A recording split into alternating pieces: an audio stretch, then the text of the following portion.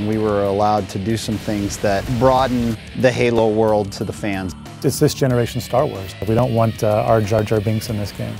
You can rush, you can boom up to a big army, you can play defensive. There's a lot of ways you can play the game. In 2001, Halo revolutionized the first-person shooter genre on a video game console. Now in 2009, Halo Wars would do the same thing with strategy games on a console. We're here at Dallas, Texas at Ensemble Studios, and we had a chance to sit down with some of the developers and the designers of Halo Wars. Prep for pod launches. One of the coolest things about any superhero story is the origin. We get to go 20 years before the events of Halo 1 and tell the story of the first battles between the UNSC and the Covenant.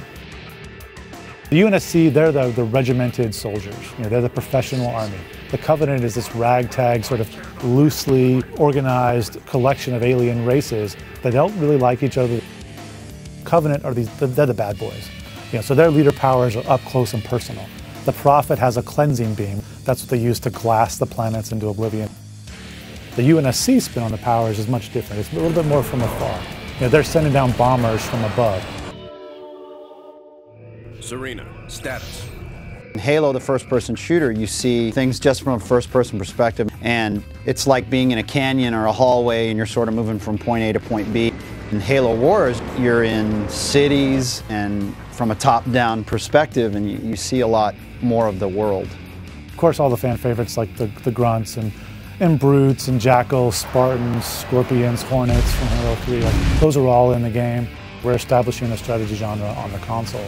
Halo's a big-ass foot in the door for that. In Halo lore, Spartans aren't indestructible. If you play Halo 3, you die all the time. So one of the things that we know the fans always wanted to do, and that I wanted to do at least too, is go back and be multiple Spartans. So Halo Wars finally, we can indulge that Jones. Being able to have 3 Spartans and take over the enemy's vehicles, like the Covenant can't do that part, and that's probably my favorite thing to do. The concern that PC gamers have, or Ensemble fans, that we've watered the game down. The game, it has a lot of depth. There's a ton of different ways to build units and upgrade them and things to do with them, but the controls are really very simple. I think it'll be the template for RTS console controls.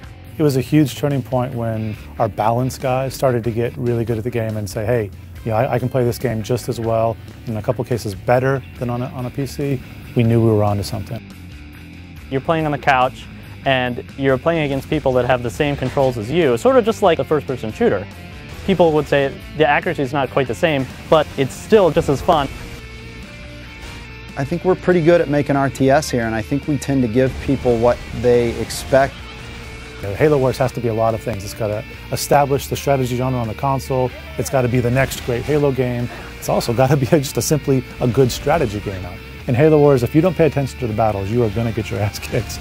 And that's actually what we wanted.